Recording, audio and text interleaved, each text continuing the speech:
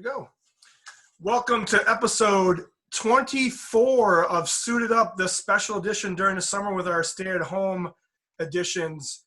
As usual, we got Phil McDade, and today's special guest is longtime friend Chris Garcia. Welcome to the show, Chris. Hi, how are you? Great. So one of the things we always start with is how your background in swimming was and what you did for club swimming when you were little and how you got into high school swimming. So if you could just run through what you did when you were growing up. Sure. So I grew up in Monaco, Wisconsin, and there really was not a pool in our area until I was probably about 8 years old. And then my dad was on a committee of parents that decided to get a pool at the high school. So I swam club from the time I was 8 years old all the way through high school. We didn't have a high school program at that time. There weren't anybody else in our area. Rhinelander maybe had a high school program, but we did not. So I swam club all the way through high school and then went to Carroll College with you, Kyle. I know, home of the Pios. Yeah, it was great. That team at Pio, Carroll also had Dave Westfall on it, who coached for a while at Nicolay and then is now coaching at Shorewood. So what a great class of coaching prodigies there over at Carroll College. Yes. So then you left Carroll, and then from my recollection, you went to Catholic Memorial at some point and started coaching there, correct? I did. It was actually the very first, it was 1989. I was approached by a couple of parents from Catholic Memorial who wanted to start a swim team there. And they asked if I would coach because they knew they had talked to my coach from Carroll and knew I was staying in the area. And we were going to be using Carroll College's pool because at the time Memorial did not have a pool, and that was the closest we were going to get. So I said, yeah. And we started up the program. Well, did you do the boys team too, or just the girls? I did both the boys and the girls for, I believe, 8 years. Was Doyle on that team? Was a boy Doyle? No? Oh my gosh, I don't remember. Was Sarah Soretta on the team? Or was she after you? Yes. Sarah Soretta? And Krofchak, Maudsley were some of the early ones. And I still run into a few of them. They are now coaching, which is kind of weird. But at the time, too, because we were a private high school, we were not allowed to compete in the WIAA state tournament. So we started our own, and Catholic Memorial actually won the first one. We had a pretty stellar team, thanks to a lot of the clubs in the area. I was very fortunate to get a lot of club swimmers, which was really helpful. That was the WISA state meet that we would have out in Madison when John Bradley, a big watcher of this show, he was coaching over at Madison Edgewood. So DSHA, Catholic Memorial, Madison Edgewood, some other schools that were there. Pius had a team at the time. So then you leave Catholic Memorial and how do you get back up north?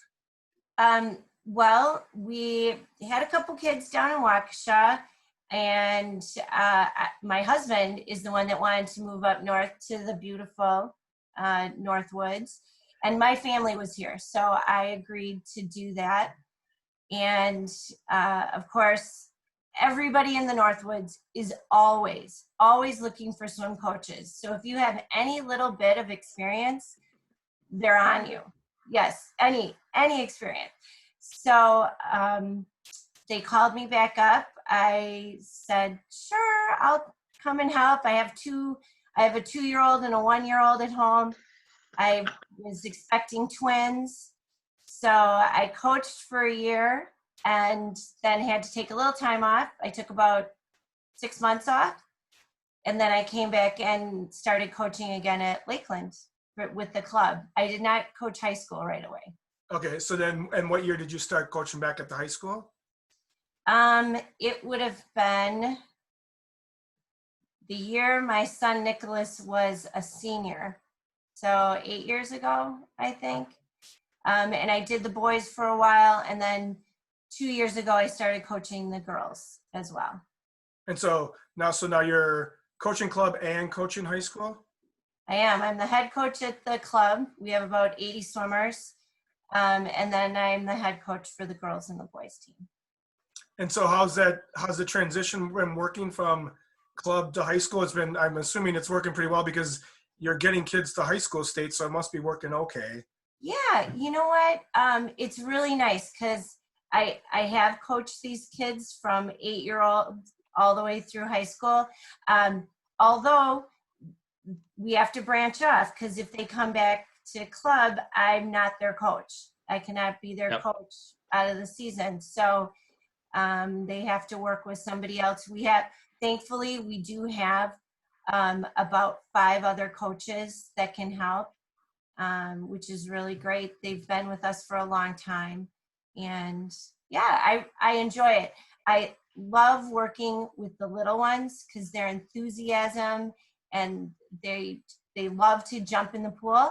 High schoolers, mornings aren't always as lively, as we would like, but definitely a fun group to work with. I really do enjoy high school. And as for knowing you for so long, I've never seen you upset or mad. So I could just see you just loving the 8, 9, 10-year-olds because they've got to be is just as energetic as you are all the time. They make me laugh every day. Every day. Yeah, I wish I could. All coaches should really put a compilation of the excuses. I can't even say the one that I heard most recently on this Zoom meeting. I'll have to email it to you. Well, one of the best ones I have is that when I was at DSHA, one of the girls said she couldn't come on Wednesdays because she was taking hunter safety. And I said, "You got to be kidding me. You're taking hunter." And sure enough, she was taking hunter safety so she could go right at Thanksgiving after girl season was done to go hunting with her dad. And you had to have hunter safety to carry a gun to go shoot deer. Well, we do get a lot of the hunting excuses up north too. I have to be very creative with my practice times around deer hunting season when that opens up. We don't, So one of the questions I have is, you've coached some of your kids. I coach both of my kids. Some days it's the greatest experience in the world. And when they don't achieve their goals, it's the most heartbreaking, but you can't really show all that heartbreak on the pool deck. You have to wait till you get home. So then it just sits inside of you for a while, and then you can talk about it when you get home. So how was coaching your own kids at the high school level? You pretty much hit all, it runs the gamut of being the best. And then sometimes it is very heartbreaking. You want so much for them to succeed, and sometimes it's just not their moment. It's hard for them to look at you as a coach on the deck and not just as the parent. It's easy to argue with mom, but I really don't want to get into a argument on the pool deck about why I'm doing a certain set and having to answer that question all the time. But I was very ready for I coached all of my kids. Nicholas, my oldest, swam for Green Bay. Mm-hmm. And then Jack swims for UW Milwaukee. Hannah actually had gone to Carroll and swam for a year. And then decided that she wanted to focus on her studies. Jack's twin, Georgia, plays water polo at UW Milwaukee. So I feel good that they continued on with some type of swimming. At least I know that they liked it enough to continue. Sure. But I was ready for them to have a new coach, to have somebody else, talk to them and work with them. I think it's great. The more people that can give you some great feedback, I think the better. So. Absolutely. Absolutely. Phil, you have some questions? So, Chris, one of the things that struck me, I was interested in specifically coaching at Lakeland, and Kyle's probably would chime in here too.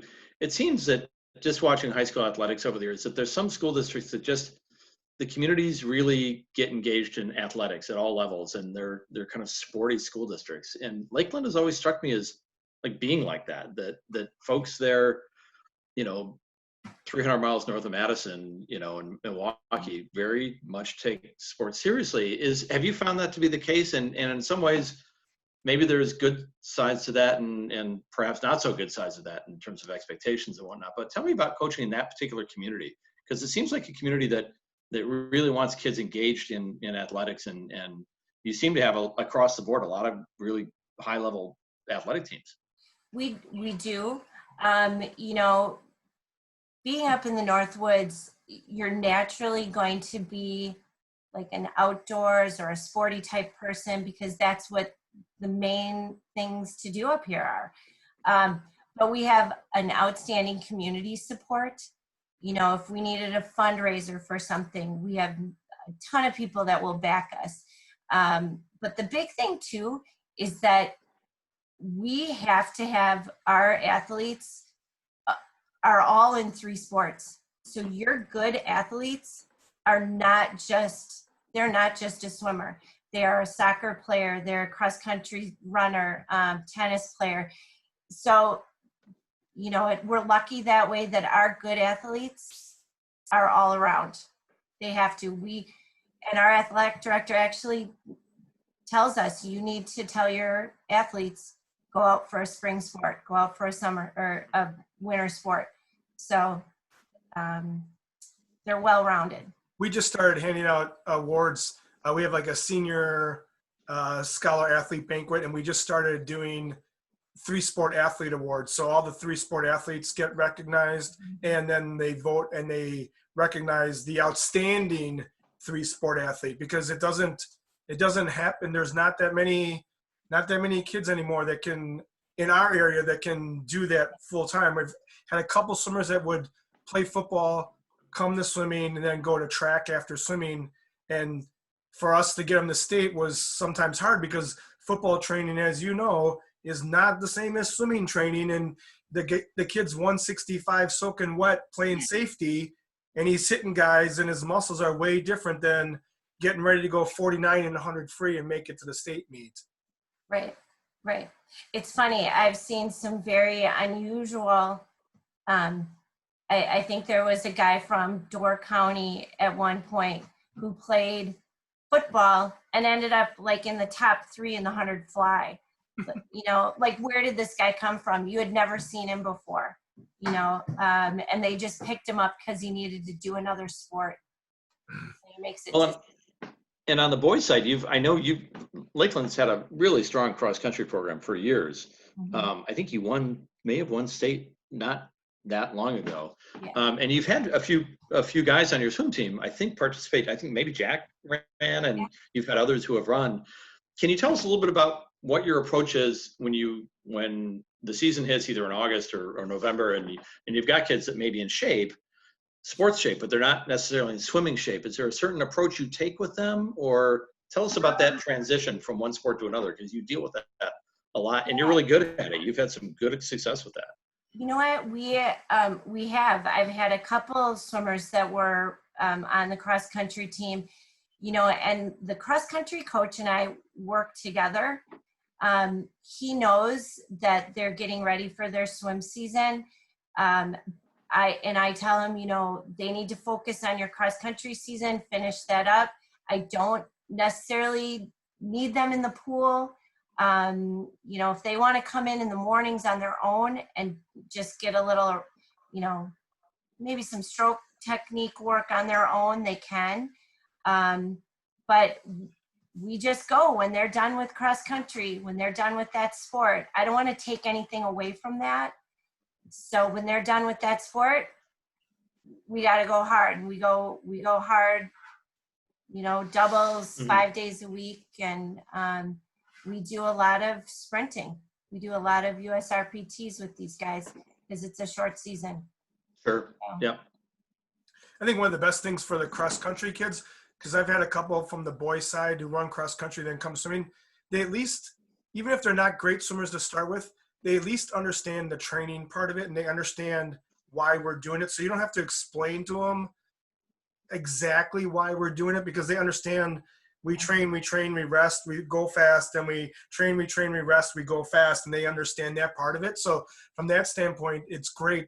It's the football guys that are the hardest ones because, I mean, and let's face it, in Wisconsin, girls can go high school swimming and then go to winter swimming. And my daughter played soccer, and she'll fully admit that when she played soccer, she was in the worst shape of her entire life. And then she had to use all of summer to get back in shape to get ready for the next high school season. Yeah. So I do like it. Their legs are usually in great shape. Kick sets are not a problem. That's right. That's good. One of the other things I wanted to chat with you, Chris, about was just how it seems to me, just from watching from afar, that in the last 5, 6, 7 years, that your area has gotten really quite good. I was talking with someone this past winter about like conferences to watch, and I said you should pay attention to the Great Northern, and they said what? And I said no, pay attention to that conference because they're going to have a bunch of kids at the state meet competing at a pretty high level.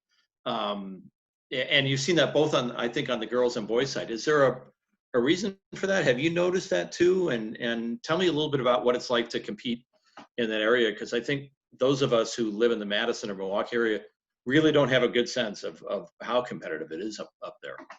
You know, it's difficult. We have a spattering of really good swimmers all in the North Woods.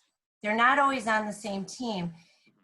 So each team might have maybe 1 or 2, like Rhinelander is kind of on an upswing these last couple years. They're going to have a good team for a couple years, but the clubs have really stepped it up a bit. You know, typically we were a October to maybe March club, but now everybody's doing, you know, like May, June, July, doing a little bit of like stroke training in August, like camps and things. So I think our feeder programs have gotten a lot stronger. And I know that like I collaborate with the Rhinelander club coach. We work together on developing our swimmers. I'll watch her swimmers, she'll watch mine. We give feedback. So we're trying to work together too, because pretty much we just want the North Woods to be represented at the state level. But it is hard to compete because not everybody has strong swimmers. Mm-hmm. So I know that, you know, down in the Madison, Milwaukee area, you have great competition all the time. We don't, I mean, for the most part, we don't. So these guys have to learn to push themselves even without any competition, because they know that when they get to the sectional and the state meet, it's tough and it's going to be there. So a lot of them have to push themselves, but they're doing a pretty good job. Yeah, no, they've been, I think, you know, the Rhinelander boys swim team won a relay, which I always think is an indication of team depth. If you're winning relays, you've got good team depth. And certainly the Francis clan has won some races, but, you know, Teresa has had a lot of success with some really high level swimmers at Tomahawk on the girls side. And it just seems that the depth is kind of building itself.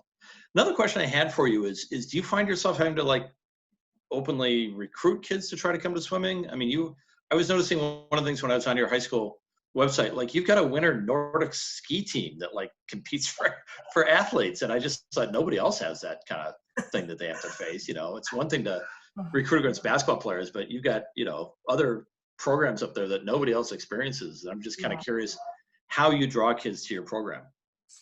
You know, I use our current swimmers to kind of draw people in. We look for the kids that don't have a sport, you know, during that season. We'll take anybody. But again, like our club, kind of nice because I'm the club coach. So they already know me. And my husband, Robert, helps coach. They know him. They like us, we're pretty fun coaches to have at club. The parents like us. So that's how we get a lot. But otherwise, we have these like sport recruiting events before the season starts. And I don't know, I hand out a lot of candy, stuff like that. Food, Awesome. food. I tell you, you can eat whatever you want as a swimmer. You don't want to be a wrestler. They never get to eat. That's true. We promote food a lot. So I'm assuming, so you've been there for, what did you say, 8 years, 10 years? 8 years at the high school. So have you broken all the school records? Have you boys and the girls broken all of them? Not all of them. We're working on it. So which ones are you missing then? Actually, we have the 100 backstroke on the girls' side, which is held by my niece. So that one's coming down. We were 1/10 away from it. That one's got to go. And there's I believe the 200 IM for the guys is still up there. So we got a few. Andrew Nielsen holds that one. He was Well, he was good. He was a seriously good swimmer. Yeah. So we're working on him. I just have to ask you about one of your returning swimmers on the guys' side in particular.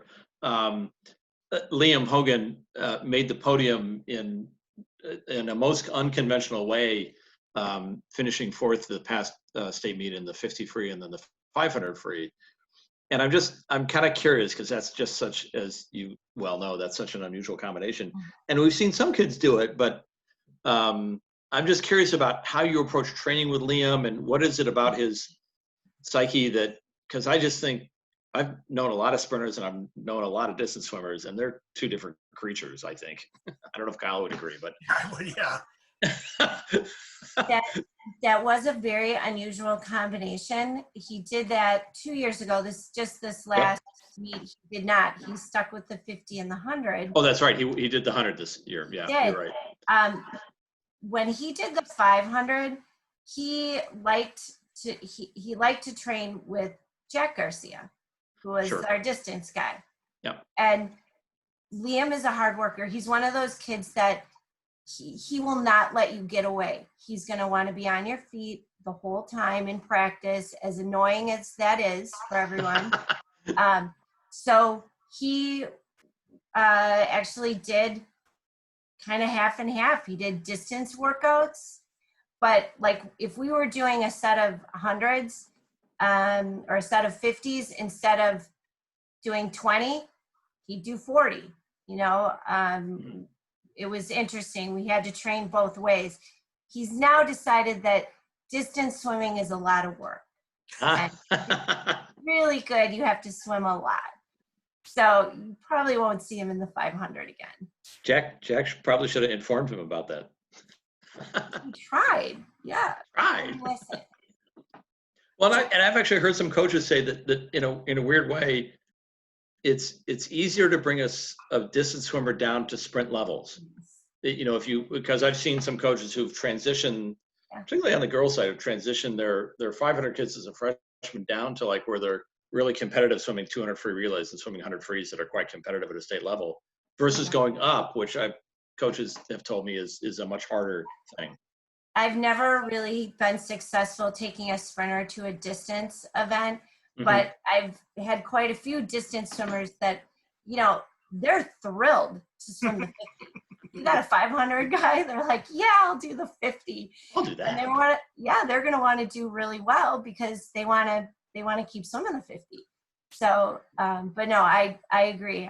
Kyle, I think, agrees too. Yeah, I always view it as the distance kids understand stroke distance a little bit better, and they're a little bit more efficient because they want to eliminate all the inefficiencies of their stroke to swim a 500. Mm-hmm. So when you take them and you drop them down to a 100 or a 50, they mentally understand the efficiency part of it. And then all they got to do is change their tempo and their turnover rate, and then they can handle it. So I would totally agree with that. The distance kids can always drop down to a 50 free and just crank it out with no problem. Yeah. Yeah, that was Paul Eckerly told me that theory once, where he was talking about the state meet order, where it's such a tight meet that's run in less than 2 hours, and you have very little time in between. And he always was comfortable having 500 kids swim on a 200 free relay. He never ever had his medley anchors or medley swimmers swim a 200 free, the next event, because he just thought it's just a weird thing to go from doing that and up to a 200. Ben did it a couple times at state, and he said those were tough transitions going up to the 200 versus coming off a 500, where it's just like, yeah, suck it up and swim it, put your head down. Well, So some of us don't have those luxuries, and you need your flyer to be in the 200 free at the state meet. Or you need your backstroker to be your 200 guy. Yes. Yep. Well, and at a school like Lakeland, you probably have to just demand flexibility from your kids, right? You have to. I mean, if you're right. Yeah. Yes, we won sectionals with 9 guys. Wow. 2 years in a row, and they have to swim everything. I mean, sure. One year I had Tyler, my breaststroker, tore his knee. The day before sectionals, right? In a gym class, all gym teachers need to be put in a closet during swim season. Yeah. That was the year we, I think we took 4th. You took 4th. 8 with 4 or 5 guys. No, I ran the numbers after that. I ran the numbers before then. I ran the numbers after that. I thought if you guys if Tyler had a good meet, you could have maybe gotten second. Yeah. I felt so bad for you guys. We wiped out our medley relay, our 2 IM, and our 100 breaststroke. Yep. In one shot. In one shot. One phys ed class. I've had a broken arm and a broken leg in Phi Ed in my years at Waukesha North during the winter season. So we get to that week of conference, and I send out an email and say, just go to class, come to practice, go home. There should be nothing else. Tell your Phi Ed teachers that you can't go snowboarding for Phi Ed this week. Oh, yeah. Yeah. And then I get, what is taper? What is that? Is that even a real thing? It helps when one of your biggest swim parents is a high school gym coach. I will say that, because at Monona Grove, Eric Storms, who was Ben's classmate and a backstroke champion, his dad taught Phi Ed and got it for both seasons. He protected the girls in the fall and protected the guys in the winter. He just absolutely just would not let them do anything remotely. That would be beautiful. It was nice luxury. So we talked before the show started about what you're doing for club right now with COVID and social distancing.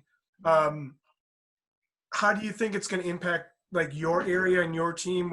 You said you guys aren't in the water yet, and down by us, we're only in the water a couple days a week for a couple hours, and we're probably a month away, 2 months away from high school girls starting. How do you think it's going to have an impact on the girls season specifically? I have a lot of girls that don't necessarily do a ton of work before the season started swimming, actual swimming. Most of them have busy jobs. It's, a tourist industry up here, so everybody's waitressing and, doing all that kind of stuff. But I have been sending things out for them to do. And they've been getting together in small groups to kind of do their dry land stuff. So I'm thinking positive that we're just, when we can get in the pool, we're gonna get right to really busy work.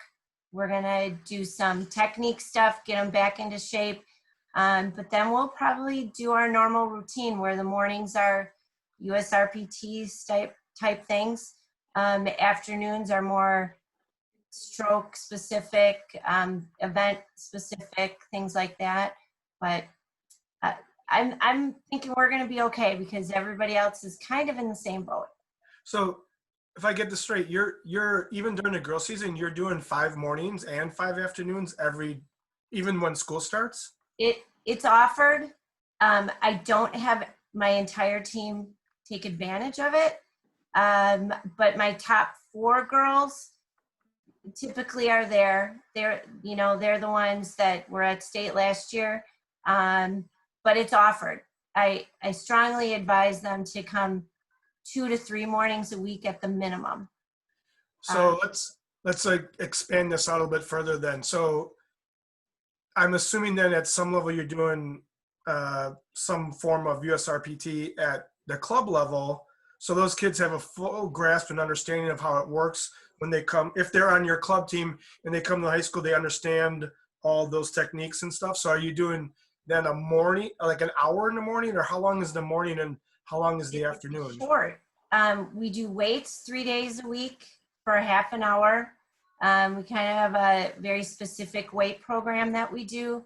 And then we get in the water, and we're only in the water for maybe 30 to 40 minutes in the morning. Okay. On the Tuesday, Thursday that we're not in the weight room, again, it's maybe 45 minutes in the water. So it's not really long, but we get a really great workout in. And then in the afternoon, you're doing how much in the afternoon? You know what? We're not a big yards. I maybe do between 4,000 to 5,000 in the afternoon. We do a lot of technical stuff. I'm not a big yards person. I think we need to have Phil, we need to do like a road show. When I retire from coaching, we'll do like a weekly road show, and we'll travel the state and see how Chris runs practice, and then we'll go to Sun Prairie and see how Joel's running practice. Yep. And we'll just travel around the whole state and we'll do a road show. And because I find it fascinating that you can make that work when we still live in a world down here in the Milwaukee area where if you're not going 8,000 a day, then something's wrong with your program, and you need to be doing 2.5 hours in the afternoon, and you need an hour in the morning, and you need an hour in the weight room. And so I find it interesting because I want to make sure that I'm keeping practice fun for my kids. And after a certain level of, you get that tapering effect of it, they lose interest and they start dropping off at practice, and it gets really hard to run practice, so. Yeah. We, now the boys might do a little bit more than that, but again, and then we also have that week, like at Christmas time, for the boys, it's a little earlier for the girls. That is very hard. And we might be up to closer that between the 7,000 and 8,000. We call it college week because we have a lot of visiting swimmers from colleges that come to swim at Lakeland because they have vacation homes and they're there for Christmas. So we've had Cal Berkeley, we've had Northern Michigan. Yes, you had my boy out there. You had Kyle Cohn out there, right? I love him. Love him. And they are awesome. Great because then I get them to talk a little bit to the swimmers. Yep. They're in the water, they're in the lanes with them. And I get Kyle Cohn to write some workouts, and we will do a Cal Berkeley workout. And we'll throw a Green Bay one in there and a Milwaukee one, and that's awesome. It's fun because these guys they wanna say that they're doing Cal Berkeley workouts. Sure. So they work hard. They really enjoy it, but those are like our peak weeks. Sure. Yeah. And although there's still some uncertainty about swimming, this fall, I just want to touch upon a little bit. You've got a young team coming back that's pretty accomplished. You put a relay on the podium at last year's girls' state meet with 4 underclassmen. That those 4 girls also qualified in the 400 free relay. Tell us a little bit about. I assume you're looking forward to the fall. You've got a nice core of kids coming back that have had some success at the state meet.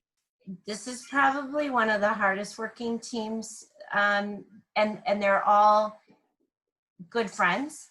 So that helps because when you have somebody pushing you, it makes it a lot more fun in practice. And they're looking forward to coming back. We have a couple really good incoming freshmen from our club team that are going to help. But yeah, I'm pretty excited to have most of my team back. No, that's got to be really neat to look forward to that, and especially with the prospects that you get to be the first team swim meet to ever swim in the new pool, which will be kind of neat because they're moving it to the Nick for sure, and it'll be neat to see the Division II meet be the first state meet in that new facility. Yeah, that'll be fun. Well, Chris, I'm going to thank you for being on the show again. And we finish all of our interviews with these quick rapid fire questions. Okay. So I just want your first initial gut reaction. Okay. So what is your favorite pool? I love the IUPUI pool. Your favorite event? 400 IM. Oh, you rock. Not my favorite coach. I love to watch it. I don't want to swim it. I like to watch it. My favorite event would be the 50 free. Yeah. Your favorite race that you've ever watched in person? It would have been my son Jack's 1650 race at the Horizon League meet just this last year. And how do you do? Well, he won his heat and ended up 6th, and I think he was seated 18th. He was way down there. Yeah, I remember watching that. And I didn't watch it, but I remember seeing the results and thinking, dude had a good taper. I mean, that's just the most recent one. There are some really, really great ones from the high school state meets I can't, there's too many to list from that meet. You mean it wasn't me swimming 100 breaststroke at conference at the CCI? Yes, it was, Kyle. It was. And I think you and I don't know if it was Dave up on the diving board at Wheaton College during the conference. I'm not going to say what else was hanging from the diving boards, but okay, we'll keep moving on. The toughest high school event? 200 free. 200 free. Ooh, good one. Your coaching mentor?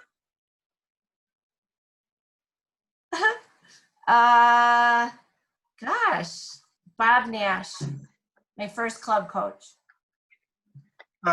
One thing that you would change about high school swimming? I don't. Maybe put the boys and the girls together. In the winter or in the spring or in the fall? Winter. Winter?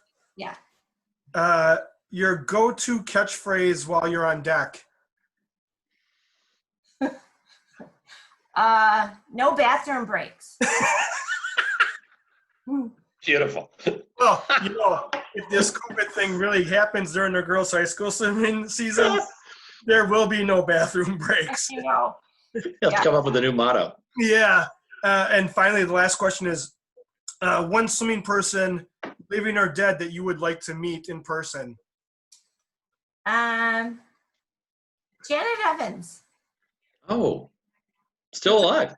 Yeah, still alive. I did get to see her swim at the 1996 Olympics. Did you really? And you were there? Yeah. That was Atlanta? Yeah. And what event was it? Or maybe, no, I'm sorry. It wasn't Janet Evans. I got to see, who was it I was watching? But it was funny because on the way to the pool, I lost one of my contacts. So I was really bummed. I had to watch the entire meet like this. Yeah, it was bad. My first Olympics that I ever get to go to, I had to watch it with one eye. It was awful. Well, and the interesting thing about Janet Evans is, I think she's a pretty good example. And there's a lot of YouTube videos that, coaches can show to kids about how just unconventional her stroke was, that she does not look like a classically trained distance swimmer, and yet she made it work. And she wasn't very physically big. She wasn't an impressive physical specimen. Ledecky kind of is. And Ledecky swims, I think, in a more traditional classic style. But Janet was really, I remember, first getting interested in swimming right around that age and vaguely remember it. And I just went back 4 or 5 months ago and started watching some tape of hers. And she was just really weird how she swam, or that head really high and that kind of windmilly kind of style. Oh, yeah. And So every Thursday I send my swimmers a greatest swim moments video, and that's awesome. one of them was the 1976 4x100 women's Yep. free relay against the Germans. Yes. It's hysterical. And then I give them a list of questions that they have to answer and come back to me, like how many girls didn't have a cap on, and who swam without goggles, and all this kind of, how many underwater dolphins did they do? None. Stuff like that. Well, that's, you can still see there is a great video from Brown Deer, from Schrader, of Mary T. Maher's sort of famous long course 200-meter fly record that stood forever, like for 30 years, no suit, no goggles. I think she might have had a cap, and just kind of, doing something that nobody could replicate for decades. And you think, wow, that's how beyond good she was. Right. So.